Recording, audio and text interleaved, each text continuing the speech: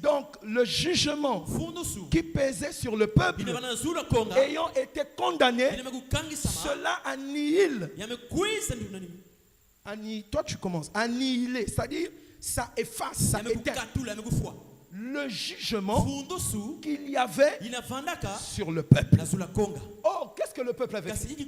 Ils étaient fatigués de la nourriture. Mais dans le jardin aussi, Dieu avait donné le régime alimentaire à l'homme.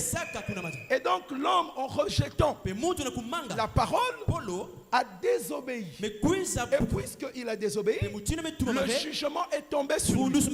Quel jugement? Celui de la mort. Et Christ, comme l'accomplissement du serpent des reins, est venu mettre fin au jugement. Parce que les reins, c'est la force contre le feu. Et le feu, c'est aussi le symbole de la colère de Dieu. Donc les reins étaient suffisamment forts pour affronter la colère de Dieu et vaincre la colère de Dieu, afin que par cette victoire, le jugement qui frappait l'homme soit écarté. Donc, nous avons un peu béni les enfants de Dieu.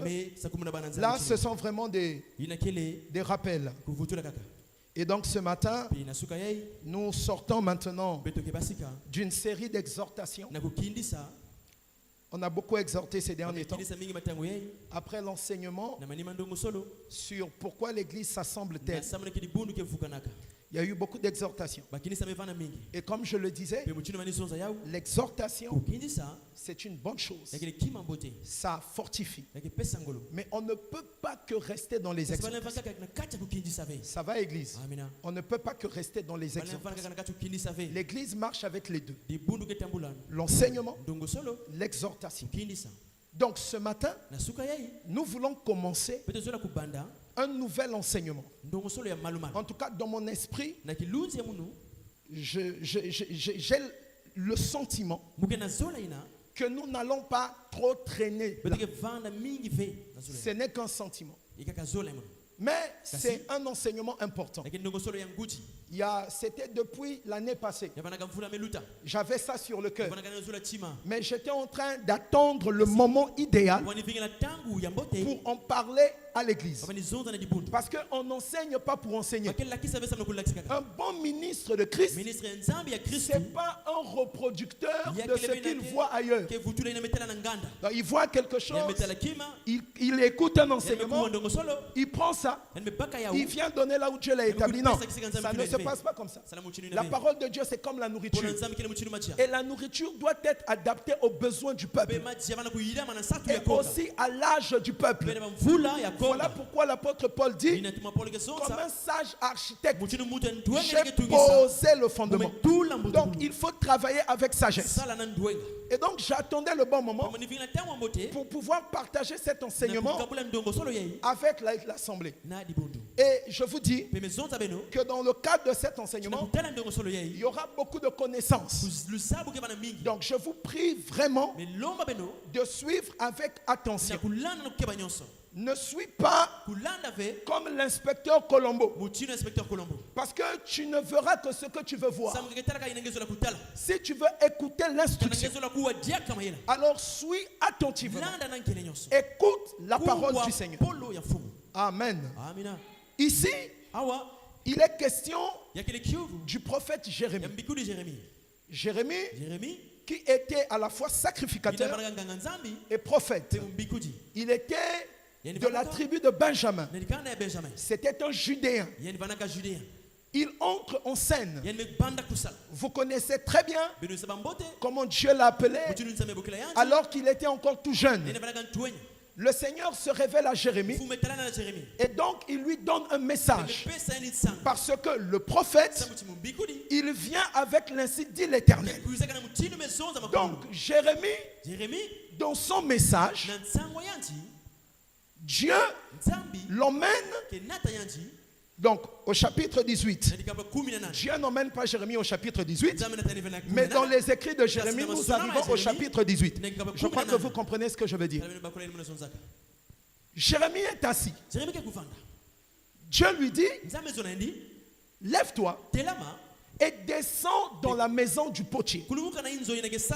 C'est là que nous tirons le thème que nous voulons commencer. Ce thème, c'est la maison du potier. Nous voulons parler de la maison du potier.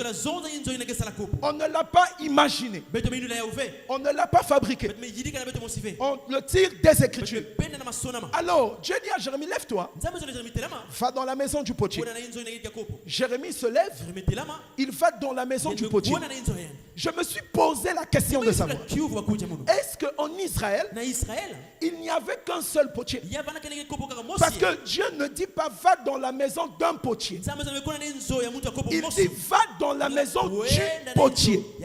Or, quand on dit du potier, c'est un seul potier. Ça va? C'est ça. Pas va dans la maison d'un potier, va dans la maison du potier. Non, le potier là, il était seul. Jérémie va dans sa maison. Il entre chez le potier. Donc, le potier fait entrer Jérémie dans sa maison. Et le Seigneur dit à Jérémie, dans la maison du potier, je vais t'instruire. Tu écouteras mes paroles dans la maison du potier. Jérémie va chez le potier. Il entre. Il voit le potier en train de travailler. Il faisait des vases. Il arrive au moment où le potier fait un vase. Le premier vase de la journée. Suivez très bien. Le premier vase de la journée. Parce que quand Jérémie vient, il voit le potier faire un tour. Et la Bible dit, le premier vase que le potier fit ne réussit pas. Il met de côté ce pot, ce vase. Il fait un deuxième vase. Quand il fait le deuxième vase, le deuxième vase réussit. D'accord? Et dès que le deuxième vase a réussi, l'Éternel parle maintenant à Jérémie. C'est ce que nous venons de lire. Il voit le premier vase. Le premier vase ne réussit pas. Le potier ne s'arrête pas. Il fait un deuxième vase. Et le deuxième vase, cette fois-ci, réussit. Mais la réussite de ce vase, ce n'était pas selon la volonté de Jérémie. Ce n'était pas selon le désir de Jérémie. C'était selon la volonté du potier. L'Écriture dit que le deuxième vase, on va lire ça. Le deuxième vase, l'Écriture dit ceci. C'est le verset 4. Le vase qu'il faisait ne réussit pas. Comme il arrive à l'argile dans la main du potier, il en refit un autre vase, tel qu'il trouva bon de le faire. Ça va? C'est pas Jérémie qui dit au potier, fais le vase comme ceci. Non, c'est le potier qui cette fois-ci fait un vase selon que cela lui a plu. Ça va, église? Je veux vraiment parler tranquillement. Je ne suis pas pressé. Il faut que tu comprennes le contexte. Quand le deuxième vase réussit, notez qu'on ne nous parle pas d'un troisième vase. Non. C'est-à-dire l'œuvre du potier s'est limitée à deux vases. Je te parle du potier, je suis dans l'enseignement. L'œuvre du potier s'est limitée à deux vases. Le deuxième vase était donc parfait. Alors, cela étant, l'œuvre du potier est finie. La parole de l'Éternel s'adresse maintenant à Jérémie. Il dit, Jérémie, le potier que tu viens de voir, est-ce que moi, comme ce potier a fait, je ne peux pas faire la même chose avec la maison d'Israël? Point d'interrogation. Il dit, j'ai parlé de... pardon, exactement Moulaï. Je n'ai pas envie de dire mes pensées. Il dit, j'ai parlé sur une nation, sur un royaume, d'arracher, d'abattre et de détruire. Ça, c'est qui? C'est Dieu qui parle. Il dit, j'ai parlé sur une nation De faire quoi? D'arracher, d'abattre et de détruire. J'ai déjà parlé. Mais si cette nation sur laquelle j'ai parlé revient de sa méchanceté, alors je vais me repentir du mal que j'avais pensé lui faire. Et soudain, je parle sur une nation. Donc un premier parlait sur une nation. Et dans ce parler-là, il décide d'arracher, d'abattre et de détruire. Et sur l'autre nation, il parle de quoi? Il parle de bâtir et de planter. Mais cette nation, si elle rejette la parole, alors le bien qu'il avait prévu de faire, il ne le fera plus. Ça va? C'est ce qu'il explique ici. Ah, donc, c'est comme si Jérémie, ce que tu viens de voir, voilà l'explication. Ça va? Maintenant, aujourd'hui, on ne peut pas parler de tout ça. Ça va? On va introduire le sujet. Frère bien-aimé, le prophète Jérémie n'est pas arrivé dans la scène de l'histoire de Juda au hasard. Parce que quand Dieu fait lever un prophète, Dieu a un but qu'il vise. Et le prophète Jérémie arrive sur le royaume de Juda à une époque où le peuple de Dieu était en train de vivre les heures les plus sombres de son histoire. À cause des énormes péchés que ce peuple avait commis. Qu'est-ce qui se passe? Quand vous repartez dans 2 Rois chapitre 21, nous avons un roi de Juda qu'on appelait Manassé, fils de Josias. Manassé, quand il monte au trône, il va commettre les péchés qui n'avaient jamais été commis auparavant. Même les nations que Dieu avait chassées de Canaan, qui étaient homosexuels, qui étaient idolâtres, qui étaient des criminels, n'avaient jamais péché comme Manassé l'avait fait. Manassé est allé jusqu'à construire des idoles dans le temple de Dieu. Il avait commis l'infamie de profaner le temple de Dieu. Parce que vous savez, un roi, c'est celui qui a l'autorité. Quand un roi agit mal, son peuple le suit. Voilà pourquoi même Adam, qui était le premier roi de la terre, il a mal agi et il nous a entraînés avec lui. Et même un prédicateur a la capacité de paganiser toute une église. Il peut donner un enseignement païen. Il peut avoir une conduite païenne. Et le peuple voit ça, le peuple copie. Voilà pourquoi, même si dans la souveraineté de Dieu, c'est lui qui donne des ministres. Mais quand tu es conduit par quelqu'un, il faut aussi observer la personne. Est-ce que cette personne est digne de foi? Est-ce que cette personne craint Dieu? Est-ce que cette personne vit lui-même d'abord ce qu'il enseigne? Amen, église. Manassé pêche. Dieu dit, c'est pas possible. Donc, non seulement il commet la plus grande idolâtrie, il entre aussi dans la sorcellerie, des pratiques magiques. Manassé était un féticheur. Je vais pas, c'est pas vraiment mon sujet. C'est un couloir. Il faisait des sacrifices humains. Ça, vous lirez ça dans 2 Rois 21. Il a fait des sacrifices humains. Non seulement ça, c'était un grand criminel. Il a répandu le sang dans le pays, chose que la loi interdisait. Alors Dieu dit, je décide de juger le royaume de Juda. Mais attention, avant que Dieu ne juge, il envoie d'abord le prophète pour venir avertir le peuple. Et Jérémie, pendant près de 40 ans, il avertissait le peuple sur le jugement qui pesait à cause des œuvres de Manassé. Mais qui écoutait? Qui écoutait Jérémie? Qui se repentait? Qui abandonnait ses mauvaises voies? Jérémie parlait. Ils se sont opposés à lui. Ils l'ont combattu. Personne ne voulait prêter l'oreille afin d'écouter les avertissements du prophète. Parce qu'avant que le Seigneur ne frappe, il avertit d'abord.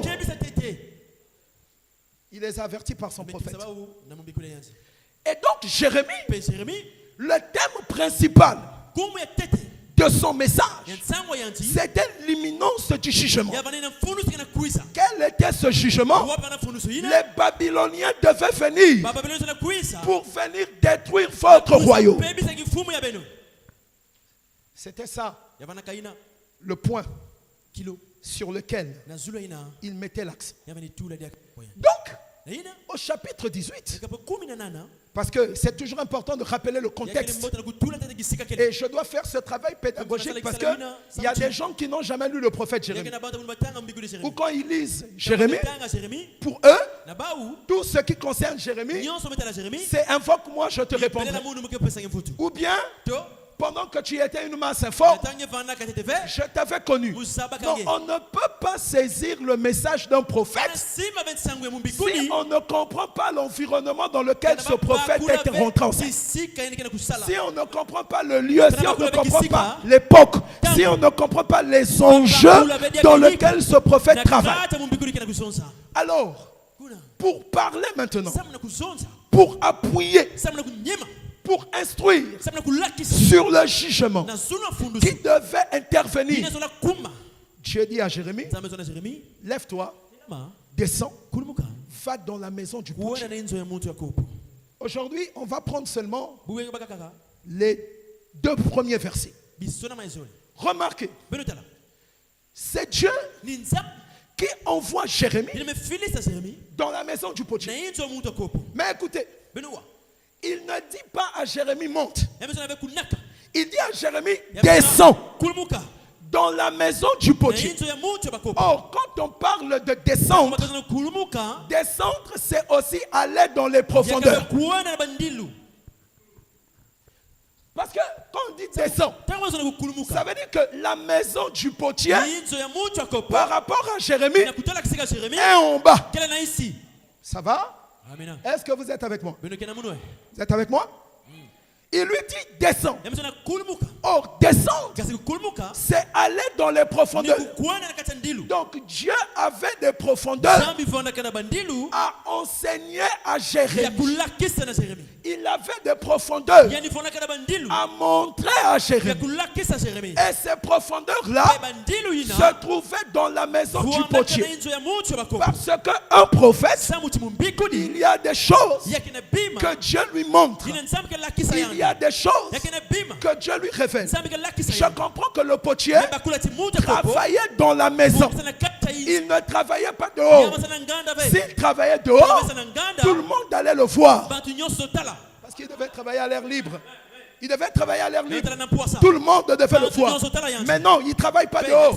Il travaille dans la maison. Ça veut dire que ce que le potier fait est un secret pour ceux du dehors. Ça va? Ce que le potier fait pour ceux du dehors, c'est un secret. Mais gloire à Dieu. Parce que dans sa grâce, il y a des personnes à qui il donne la capacité de rentrer dans le secret du potier afin de comprendre ce qui était caché. Qu'est-ce qui est caché? L'œuvre du potier. Donc pendant que le potier travaille à l'abri des regards, personne ne sait. Mais Jérémie a eu la grâce. Parce que quand on dit la maison du potier, qui règne sur la maison, c'est le potier. C'est lui qui peut fermer la porte. C'est lui qui peut ouvrir la porte. Ça veut dire qu'il a ouvert la porte afin que Jérémie entre et que Jérémie voie. Donc, la maison du potier, c'était le secret du potier. C'était un mystère. Même nous allons chez Orca ici. Pour ceux qui ont la possibilité d'y aller, on voit des objets de décoration. Mais on n'est pas là quand ces choses sont fabriquées. Ces choses sont fabriquées à l'abri des regards. Nous, on vient seulement. On voit les pots, on voit les vases, on les apprécie, mais on ne sait rien du travail qui a été fait derrière. Ça va? Et c'est la même chose pour le potier. Jérémie vient y voir. Le potier fait un tour. Ça rate. Le potier fait un deuxième tour. Ça réussit. Maintenant, nous devons nous poser la question. Pourquoi le potier? Qui est un potier? Un potier, c'est celui qui fait des vases avec l'argile. Il y a une autre chose dans l'écriture. Pendant que le potier travaille, Jérémie ne parle pas. Jérémie se tait, il a la bouche fermée. Donc, Jérémie ne dit pas au potier, tourne comme ceci, ramène le pot comme là. Et même quand le premier phase a échoué, Jérémie n'a pas dit, mais le potier, regarde, fallait faire comme ça si tu ne voulais pas rater. Le potier savait ce qu'il faisait. Et Jérémie s'est tué. Donc nous comprenons que le potier est souverain. Parce que l'Écriture dit dans le livre du prophète Ésaïe, comment l'argile peut penser qu'elle a la même valeur que le potier. Le potier est plus grand que l'argile. Ça va? L'argile est soumise au potier. L'argile subit la volonté du potier. L'argile subit le désir du potier. Le potier fait de l'argile ce qu'il veut sans demander son avis. C'est-à-dire, l'argile n'a aucune puissance devant les mains du potier. Parce que quand on parle du tour, c'est la manifestation même de la puissance du potier. Parce que quand le potier fait faire des tours, l'argile ne peut pas faire le sens contraire du tour qu'on lui impose. C'est-à-dire, quand il va faire la droite, l'argile ira à droite. Donc le potier est souverain. Il est souverain dans son atelier. Il est souverain dans sa maison. La première chose que Jérémie veut nous enseigner en parlant du potier, c'est la souveraineté du potier. On n'a pas choisi le potier au hasard. Parce que Dieu, vous le savez très bien, dans sa manière d'enseigner, il prend toujours des images dans la nature. Dieu enseigne des mystères spirituels en se servant de ce que nous connaissons. Quelqu'un comprend ça? Frère, si tu veux expliquer les parties d'une maison à un enfant, tu ne vas pas prendre la vraie maison. Voilà pourquoi même quand vous entrez dans les maternelles, vous allez voir, les enfants ont des objets en miniature, des petites représentations des choses, pour que l'enfant ait une idée abstraite de l'enseignement que la maîtresse lui donne. Et le plus grand des pédagogues, c'est Dieu. Dieu aussi, quand il veut nous enseigner, il utilise des images que nous connaissons. Voilà pourquoi il a pris l'enseignement, il a caché l'enseignement dans la nature. Prenons Corinthiens 11. Prenons Corinthiens 11. Pourquoi le potier? Pourquoi le potier? Pourquoi pas le maçon? Mais Dieu aussi est un maçon. Pourquoi pas un agriculteur? Mais Dieu aussi est un agriculteur. Mais là, on parle du potier. 1 Corinthiens 11.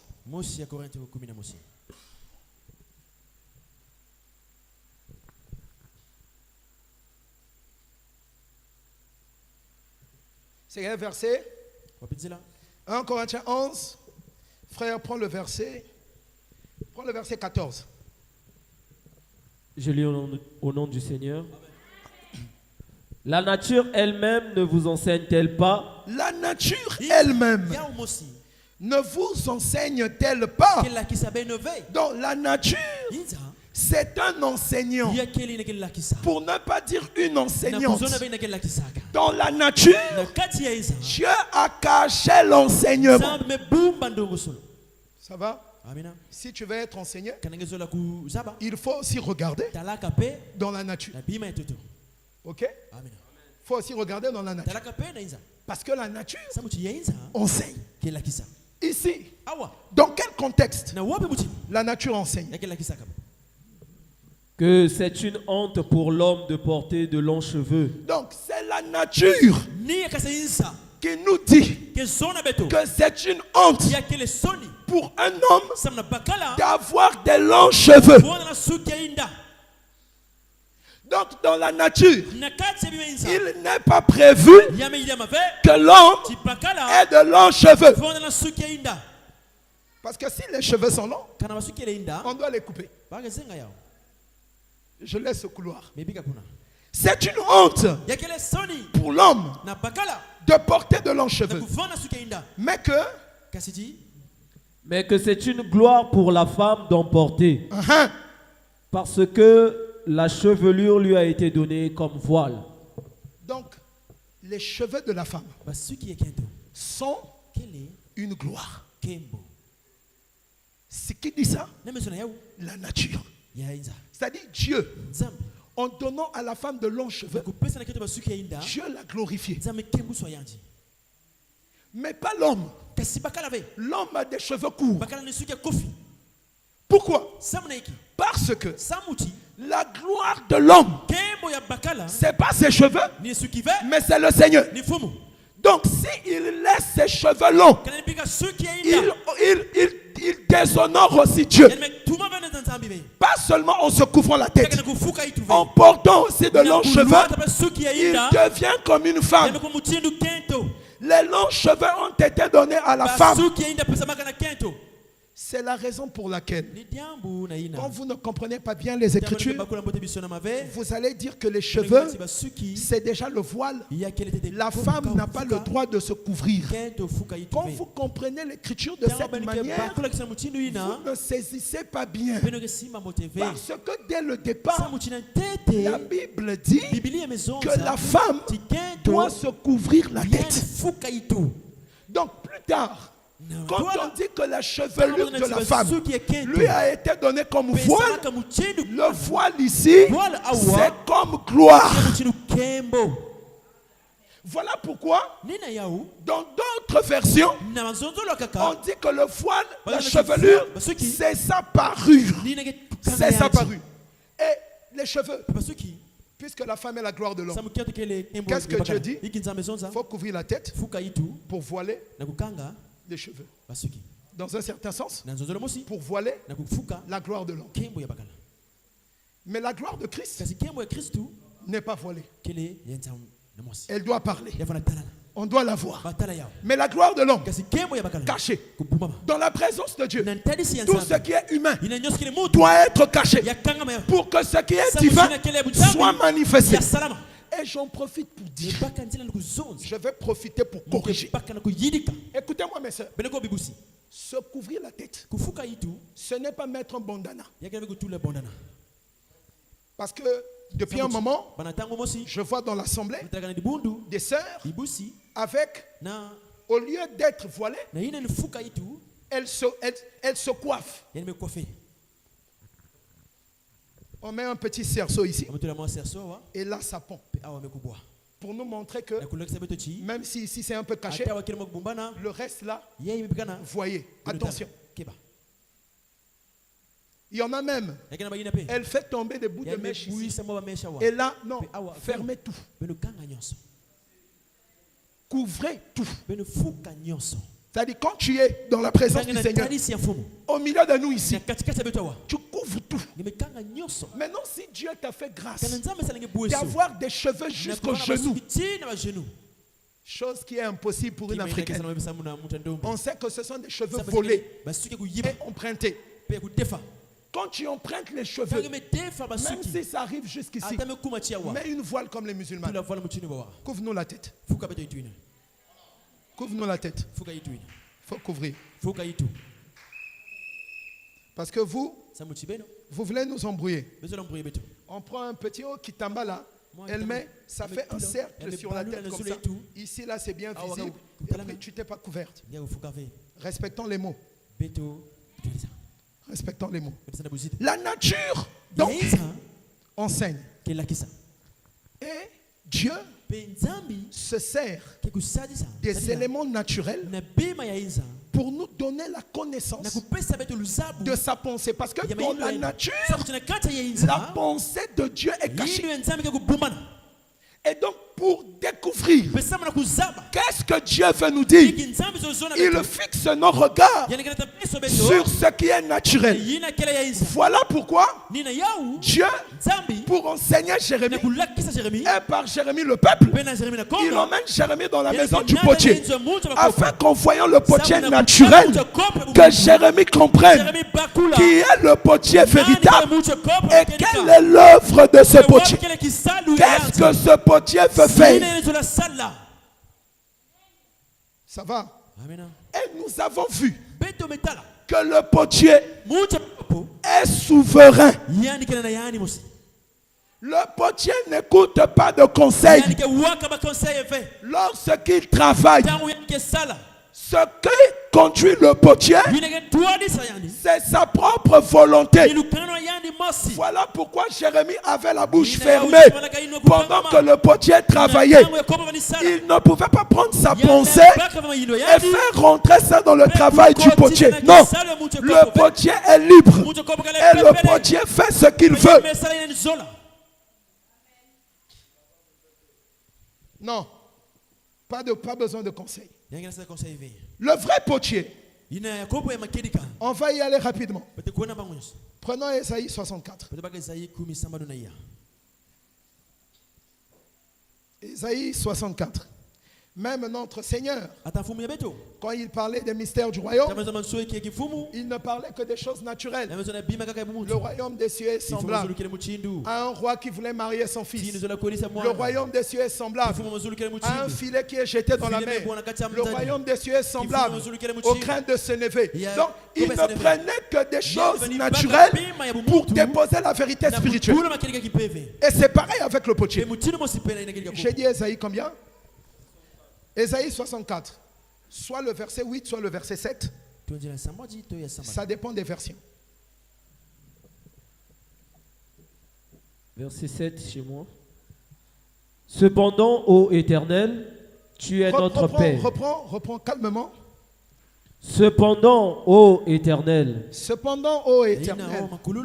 Tu es notre Père. Tu es notre Père.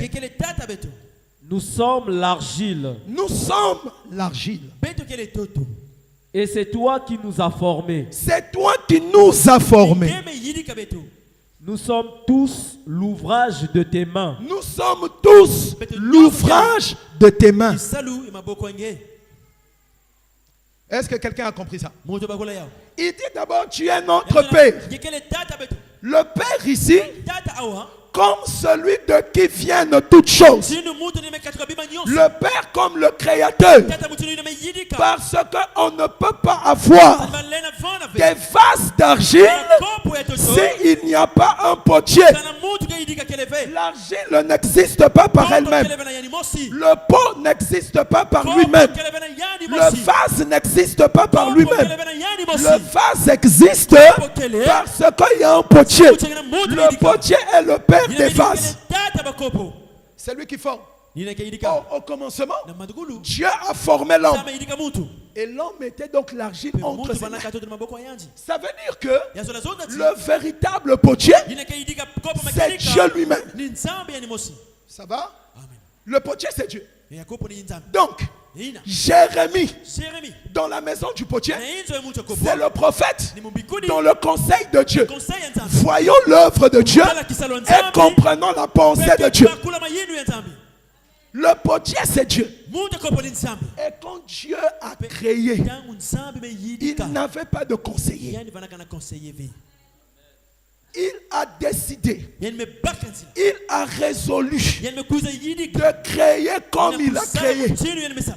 Et lui-même il dit, Dieu vit que cela était bon. Aujourd'hui, il y a des gens qui remettent en cause l'œuvre du potier. Oh non, je ne suis pas né dans le bon corps. J'ai un cerveau de femme, mais je suis dans un corps d'homme. Je suis né dans le mauvais corps. Voilà des rebelles vis-à-vis de l'œuvre du potier. Le potier est souverain. Il est souverain, frère. On ne donne pas des conseils au potier. On ne dit pas au potier, comme mon père est mort, tu as mal fait. Non. On ne dit pas au potier, comme je suis pauvre, tu as mal fait. Non. Le potier fait ce qu'il veut. Frère, il peut te donner une vilaine voix. Si tu as une vilaine voix, c'est qu'il y a des choses qui ne sont pas pour toi.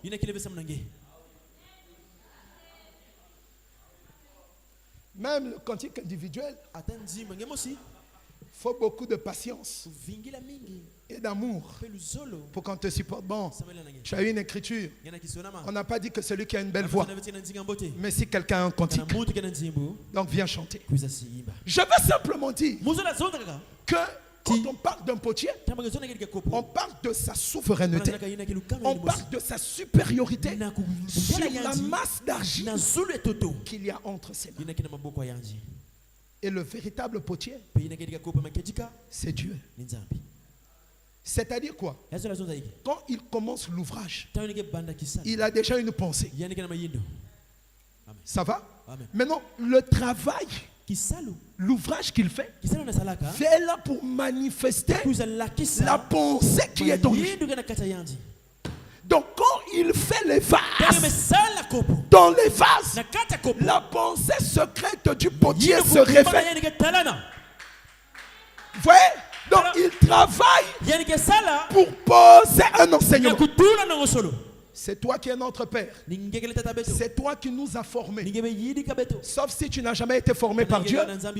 Mais tu es l'argile entre ses mains. Nous sommes l'argile entre tes mains. Et l'apôtre Paul dit non, lisons ça. Lisons ça même. Il y a beaucoup d'écritures. Lisons. Prenons Romains 11, 34. Romains chapitre 11, verset 34. Romains 11, verset 34. Écoute.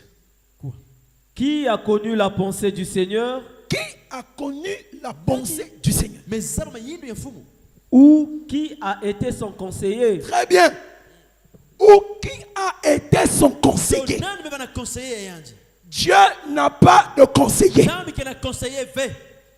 Seigneur, moi normalement à cet âge, normalement dans l'église, normalement dans ma vie, normalement ce frère, je veux que tu comprennes que Dieu est souverain. Si tu comprends que Dieu est souverain, il y a des choses pour lesquelles tu arrêteras de souffrir. Quand cette souveraineté va se manifester, tu seras tranquille. Qui a été son conseiller? Qui peut dire à Dieu, Seigneur, ici, tu es en train de commettre une erreur? Qui? Même dans les choses qui nous détruisent, nous n'avons pas le droit de dire à Dieu, Seigneur, tu as commis une erreur.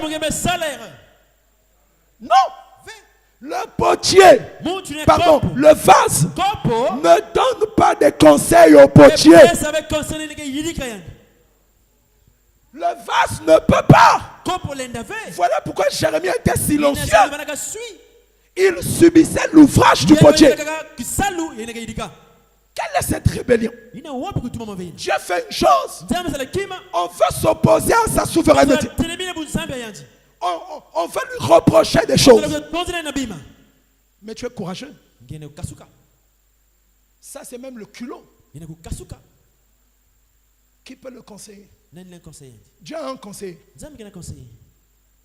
Le conseiller de Dieu, c'est sa volonté. Je n'invente rien. C'est Paul qui dit ça. Éphésiens chapitre 1. Il dit selon le conseil de sa volonté. Donc le conseil de Dieu, le conseiller de Dieu, c'est sa volonté. Quand Dieu pense que il veut faire une chose, il le fait.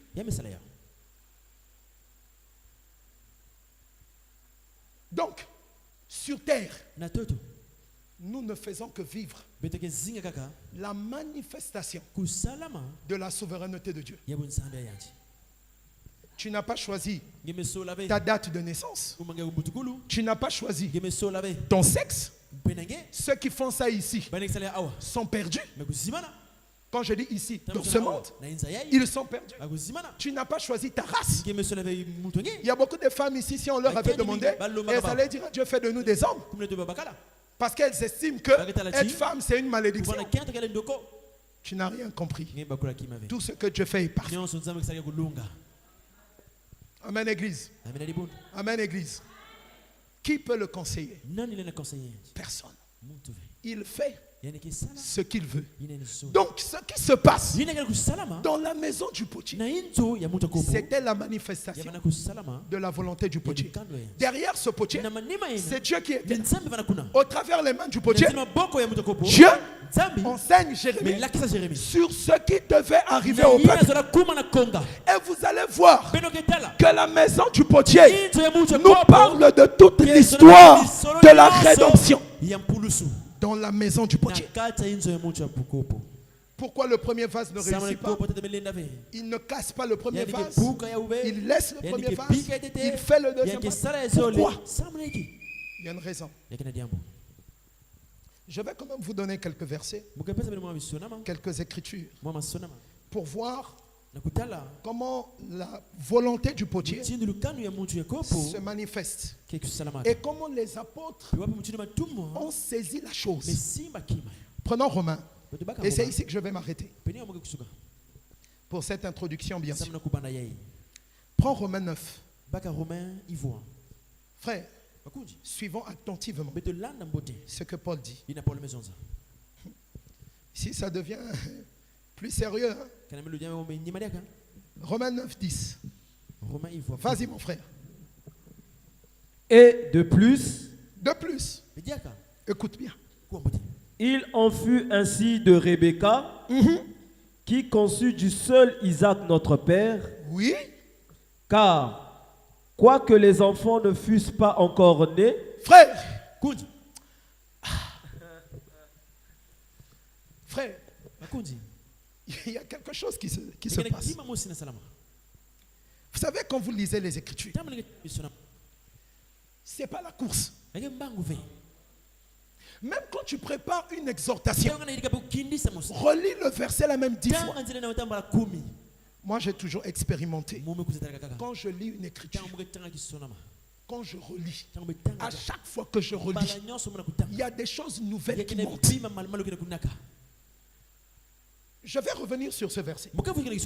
Écoutez très bien. Paul dit, parce que quand vous lisez la Bible, respectez le contexte, respectez les virgules, respectez les points, respectez la parole.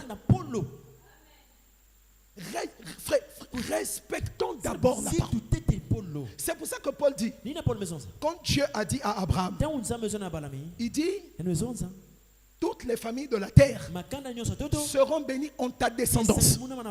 Paul dit, il n'est pas dit en tes descendances comme s'il s'agissait de plusieurs, mais en ta descendance. Oh, celui qui ne sait pas faire la différence des règles grammaticales, l'interprétation qu'il va tirer sera fausse.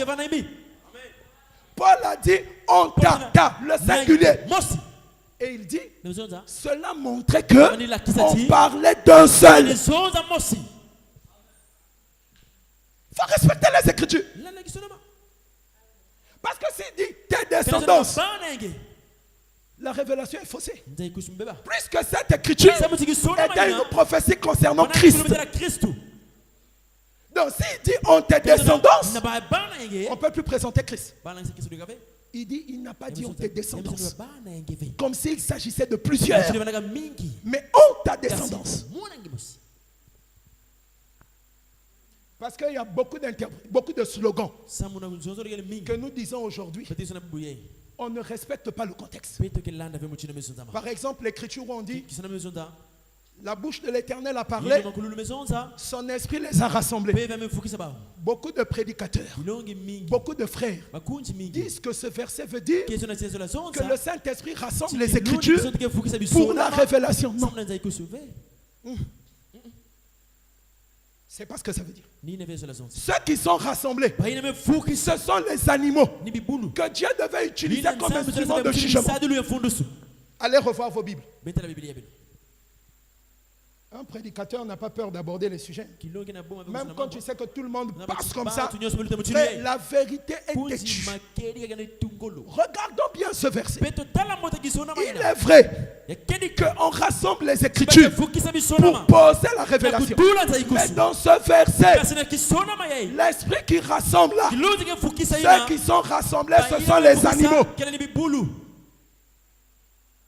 Tu sais, quand tu as reçu un dogme, même quand on t'emmène la vérité, souvent tu résistes d'abord. Mais quand tu es un fils de Dieu, va lire calmement. Si j'ai tort, reviens me voir. Mon bureau est ouvert. Non, ce que tu avais dit dimanche, j'ai relu, c'était pas comme ça. Je reviendrai ici pour dire que je me suis trompé. Mais avant de bousculer quelque chose comme ça, sois sûr que j'ai bien lu. Sois sûr.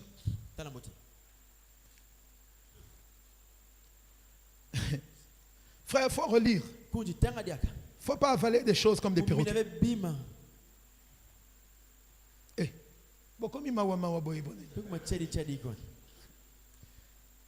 Romains. Romains 9, non?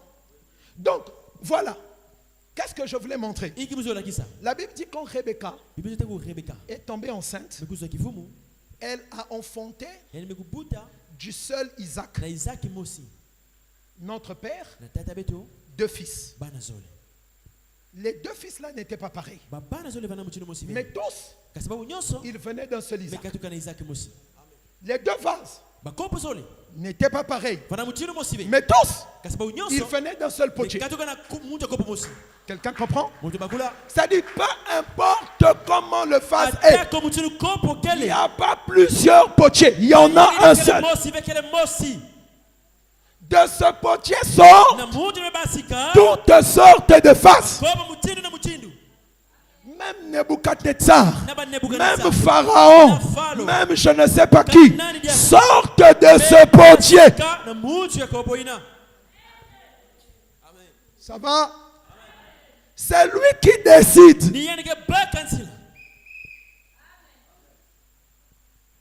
Vas-y. Verset 11. Car, quoique les enfants ne fussent pas encore nés, écoutez très bien. Les enfants ne sont pas encore nés. Et ils n'eussent fait ni bien ni mal, ni Isaac, ni Jacob. Personne n'a fait ni bien ni mal. Parce que s'il fait le bien et que Dieu le choisisse, on va dire c'est parce qu'il a fait le bien que Dieu l'a choisi. Et si Dieu rejette celui qui fait du mal, on va dire Dieu l'a rejeté parce qu'il fait du mal. Ça, c'est nous les hommes. Tu vois, un bon enfant, c'est celui que tu vas aimer. Celui qui a un mauvais comportement, tu vas le rejeter. Mais Dieu n'agit pas comme ça. Parce que c'est un potier. Il n'était pas encore né. Il n'avait fait ni bien. Donc, ils étaient vierges. Depuis dans le sein. Autrement dit, depuis dans l'éternité. Dieu choisit. C'est un potier. Il est souverain. Lis, frère. Afin que le dessein d'élection de Dieu subsista. Afin que le dessein, c'est-à-dire le projet, le dessein d'élection de Dieu. Donc Dieu avait décidé de choisir. Et ce choix ne dépend pas du bien ou du mal que tu fais. Ce choix dépend du conseil de Dieu, sa volonté. Il avait le projet là, entre les deux, de choisir. C'est Paul, frère. Il avait la volonté de choisir. Vas-y. Sans dépendre des œuvres. Oh yes.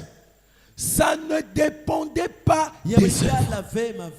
L'argile a fait quoi? Le vase qui ne réussit pas, il avait fait quoi? Attention, le potier n'était pas incompétent. S'il a fait un vase qui a réussi, ça veut dire qu'il sait faire réussir les vases.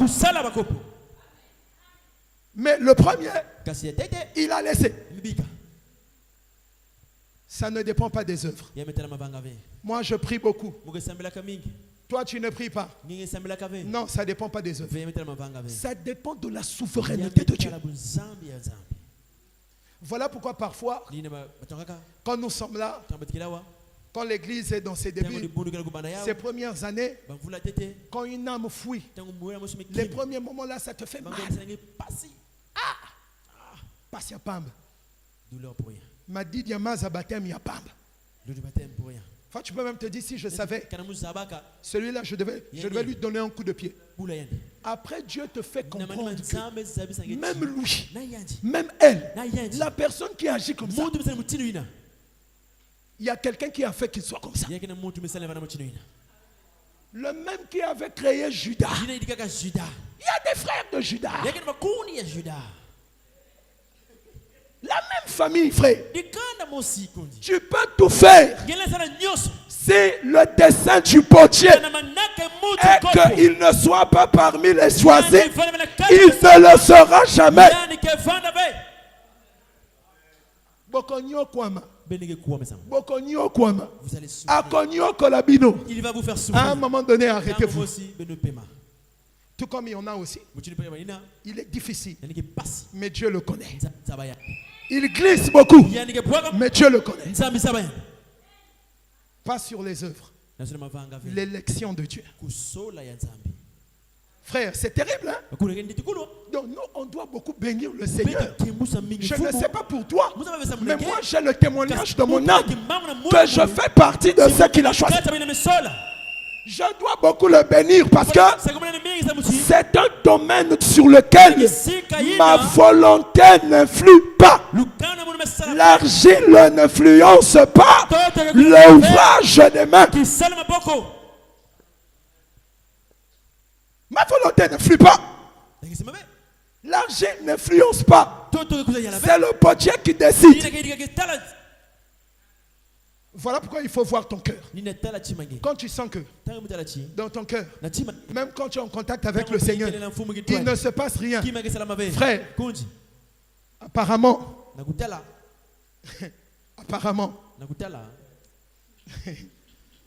toi-même tu sais. Frère, continue. Sans dépendre des œuvres. Oui. Et par la seule volonté de celui qui appelle. Alléluia. Par la seule volonté. C'est moi Dieu qui veut. Je donne à X le ministère. Je donne à l'autre des dons. Je donne à X des enfants. Je donne à l'autre la stérilité. C'est moi qui décide. Je donne la richesse ici. Je donne la pauvreté là-bas. Un pauvre n'est pas plus spirituel qu'un riche. Un riche n'est pas plus spirituel qu'un pauvre. Le statut social n'a rien à voir avec la spiritualité. On a vu ça avec Israël. Hein? Quand ils étaient dans le manquement, ils se sont révoltés contre Dieu. Ils n'ont pas supporté la souffrance. Et quand ils sont arrivés dans le pays, Moïse prophétisait déjà. Israël a pris du poids et Israël s'est révolté. Même dans l'abondance, ils se sont révoltés contre Dieu. Riche ou pauvre, ça ne garantit rien de ta bonne communion avec Christ. Ce qui est étonnant, c'est de voir un bien-aimé critiquer celui que Dieu bénit. Mais quand lui, Dieu le bénit, il ne dit pas à Dieu, Seigneur, ne me bénis pas. J'aime rester comme ça. Un frère se marie, vous aussi. Mais lui, rien que la présentation, vidéo sur vidéo, photo sur photo, photo sur photo, photo hypocrite. Sa seule volonté, je veux que tu comprennes ça. Sa seule volonté. Il n'y a pas un ange qui lui a dit non, fais comme ça lui-même. Et tout ce qu'il fait est bon. Frère, même le malade de 38 ans, il fallait qu'il fût malade. Il fallait qu'il fût là 38 ans pour que la gloire de Dieu se manifeste. Le potier. Ce gars, le vélo. Vélo. Vas-y, frère. Les gens n'aiment pas écouter ça. Vous serez la tête et non la queue. Frère, tu sais ce que veut dire la tête?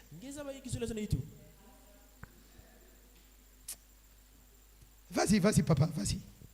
Après, tu nous décourages. Hein? Tu nous décourages là. Sois découragé. Ça aussi, c'est sa volonté. Vas-y, frère, vas-y. Vas-y, papa. Il fut dit à Rebecca, l'aîné sera assujetti au plus jeune. Oui, vas-y, frère, vas-y. Selon qu'il est écrit. C'est écrit. Et qui parle? Hein? Il a écrit quoi? Waouh. J'ai aimé Jacob. Mais Jacob n'est même pas encore né. Jacob n'a encore rien fait. Mais Dieu l'a déjà aimé.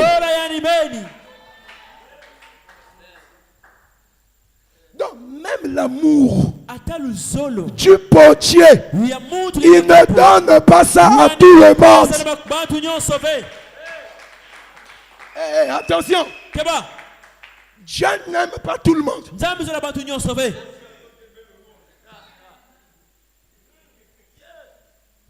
Je reprends. Dieu, peut-être notre Dieu, mais le Dieu de la Bible, révélé aux Juifs, il n'aime pas tout le monde.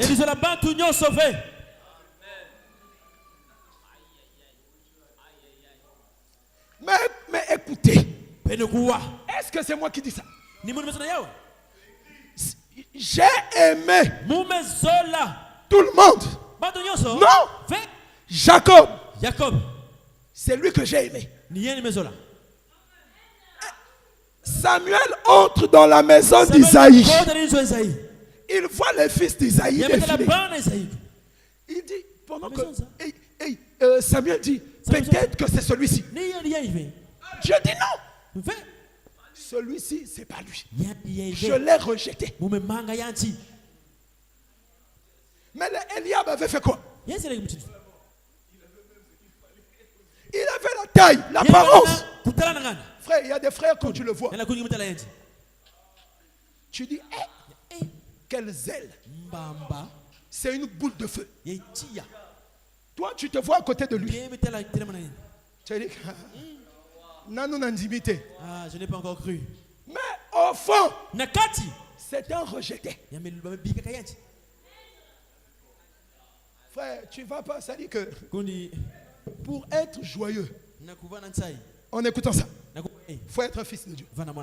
Parce que je m'adresse aux païens. Vous les païens, vous aimez un Dieu papa gâteau. Un Dieu qui est accessible. Un Dieu manipulable. Un Dieu peut faire des fiers. Comprendre si je ne viens pas, il va comprendre. Frère, mais Ésaü a cherché la bénédiction. La Bible dit avec des larmes. Ça n'avait rien changé. J'ai aimé Jacob. J'ai haï. Vous savez ce que ça veut dire? La haine. Mais Seigneur, Ésaü a fait quoi? Vous verrez ce qu'il fera. Mais moi, j'ai décidé de le haïr. Donc tu vois que Dieu n'aime pas tout le monde. Non. Jean chapitre 3, verset 16. Car Dieu a tant aimé le monde.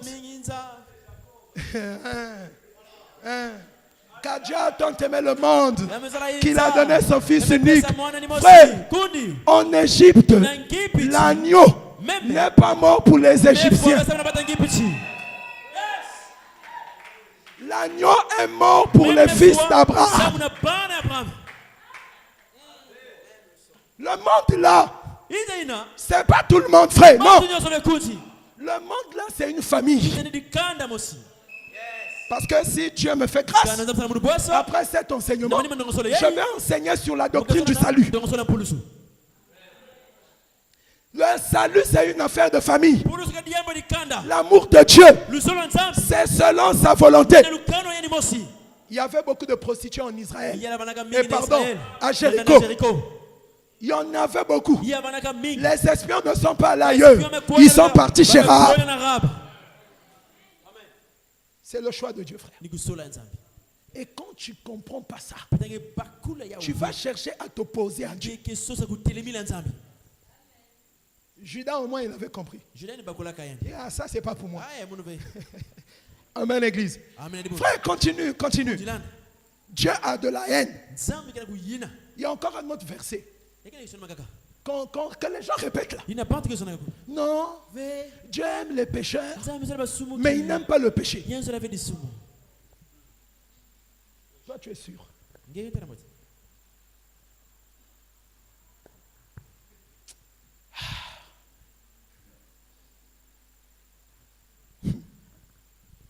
Donc, et ça aide les gens à rester dans leur péché en se disant que Dieu m'aime déjà.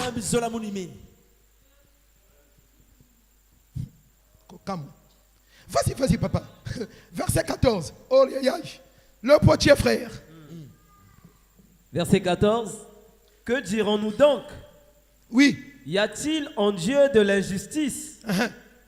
Loin de là.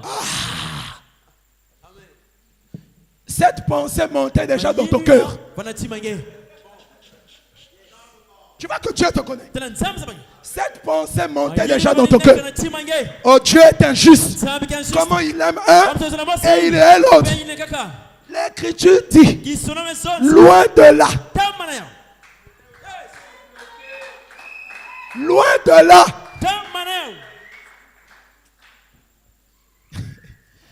Frère, ceux qui ont au Ponami, Sanjo Lansambe.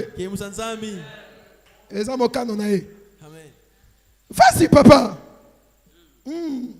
Car il dit à Moïse, très bien, je ferai miséricorde à qui je fais miséricorde. Parce qu'il mérite la miséricorde. Parce qu'il a des œuvres. Non. À qui je fais.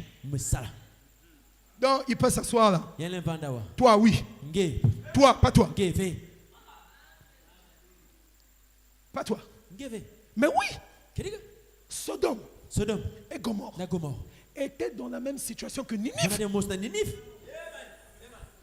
Genèse 18, le Seigneur dit, le cri contre Sodome est parvenu jusqu'à moi. Et dans Ninive, dans Jonas, le Seigneur dit, la méchanceté de Ninive s'est accrue jusqu'à moi. Mais le même décide de punir Sodome et de sauver Ninive.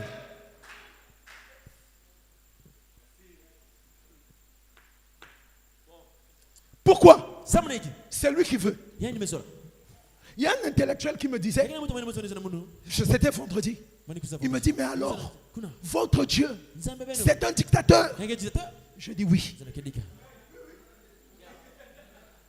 C'est un dictateur. C'est un dictateur. On ne peut rien contre lui. C'est un dictateur. Amen. Frère, Nzamba Pesayo va s'explication. Que Dieu te donne les explications. Mais qui es-tu? Tu te prends pour qui? Non. Oui. Voilà pourquoi si tu veux être en paix, cherche à découvrir la volonté de Dieu. Tu seras en paix. Frère, si Dieu a dit que tu ne construiras jamais, frère, tu vas mourir tranquillement locataire avec la paix dans le cœur. Avec la paix, joyeux et content. Ce n'est pas l'évangile de la pauvreté, c'est l'évangile de la vérité.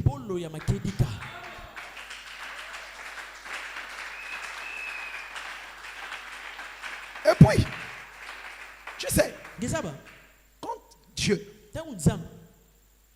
veut emmener quelqu'un à vivre d'une certaine manière, il facilite les choses. Tu ne vas pas te battre. Dieu va tout faciliter pour toi.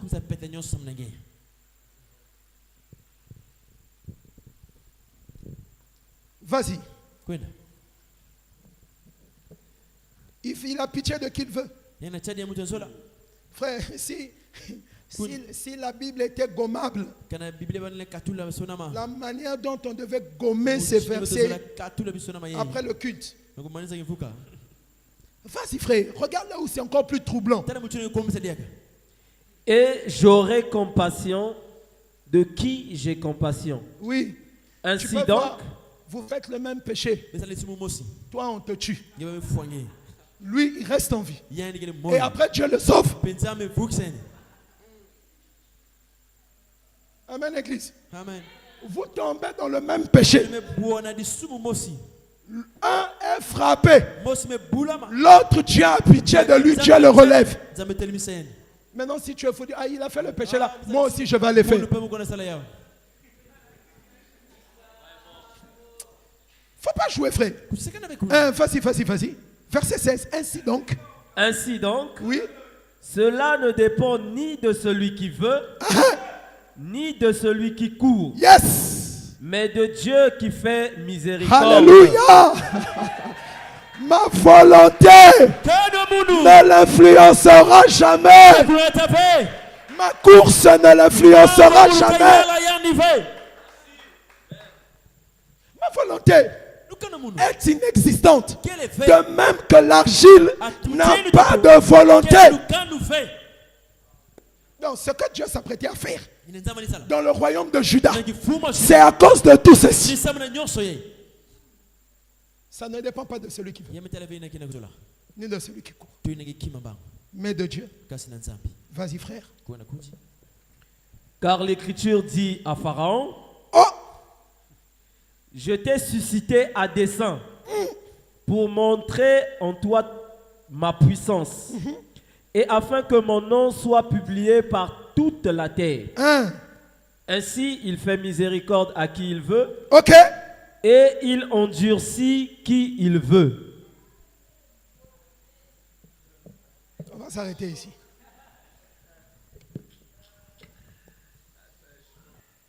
Donc, quand Pharaon est monté sur le trône, c'était l'œuvre du potier.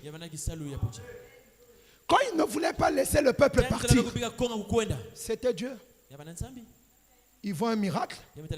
Moïse part. Dieu vient. Il endurcit son cœur.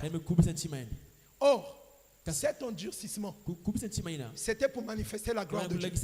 Et aussi pour emmener Pharaon à la perte. Frère, tu peux être là, on prêche, tu as le cœur dur et ça te réjouit même. Tu vois, il y a beaucoup d'indépendants dans nos assemblées. Programme de prière, il ne vient pas. Programme de jeûne, il ne vient pas. Il mène une foi à sa manière. Romains 9 m'aide à comprendre que le cœur dur là, c'est l'œuvre de quelqu'un. Ce qui vient après est encore plus terrible. On lira mercredi. Je veux dire, on va calmement. On lira mercredi. C'est Dieu qui endurcit le cœur de Pharaon. C'est Dieu. Pourquoi?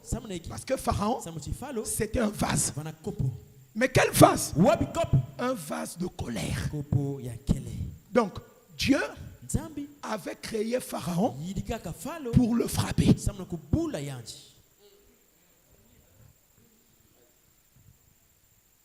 Mais c'est autrement dans un autre langage. C'est ce que Salomon dit.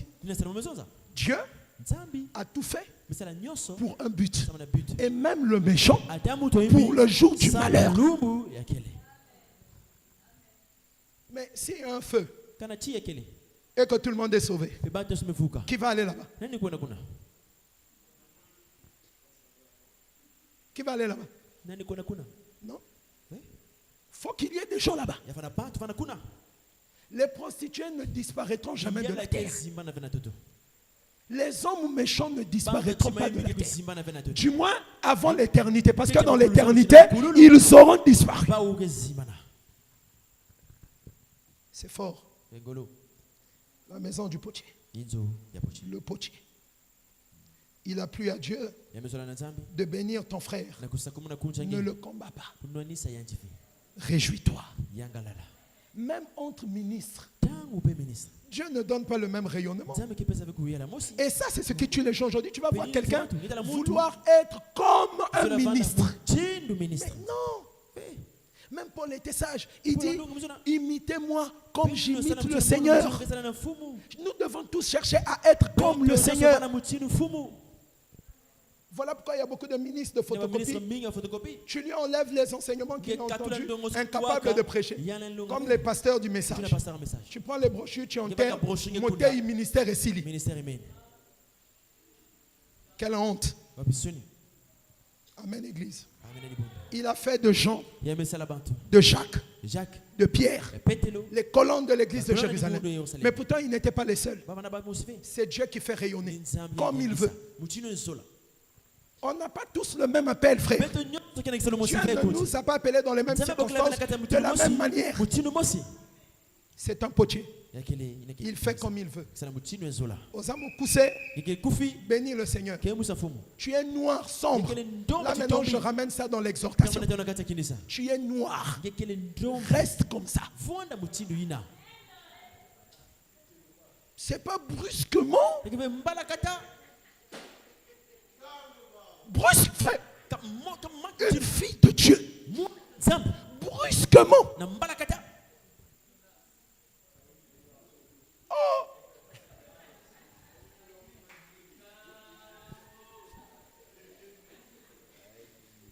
Frère, subis l'œuvre du potier. Accepte ta vie. Est-ce que je parle à quelqu'un? Mon frère, écoute-moi très bien. Dieu t'a donné certaines choses. Accepte l'œuvre de Dieu. Sinon, tu vas beaucoup souffrir. Et celui qui ne supporte pas les choix du potier, c'est le diable. Donc c'est diabolique de s'opposer à l'œuvre du potier. On va continuer.